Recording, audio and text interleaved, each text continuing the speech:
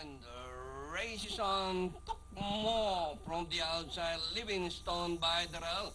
And moving up down on the inside. Speeds and proceeding. Livingstone. It's now Tukmo by a length and a half. Livingstone speed sense and proceeding. It's Tukmo leading the pack. On the outside, the outstanding favorite. And this one is Speed Sense. It's now Speed Sense Tukmo. Forever Young rushing up to take third. Down on the inside, leaving for gold. McCallum, Prociden, Princess Tokai. Inside the last 600, Speed Sense, followed now by Forever Young. Tukmo, Danori inside, McCallum, Livingstone, President, Princess Tokai is running at the tail of the field. Speed Sense by a length and a half, Forever Young.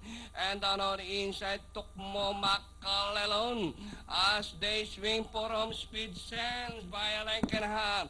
Forever Young is on the outside, McCallum, Tukmo, Livingstone, President, Princess Tokai. And during the last 150, Speed Sense by some 3 lengths. Forever Young, Danori inside, McCallum, Tukmo. And finally, number 1 is Speed Sense, Forever Young, McCallum, Tukmo. Proceeding Livingstone and Princess Tokai.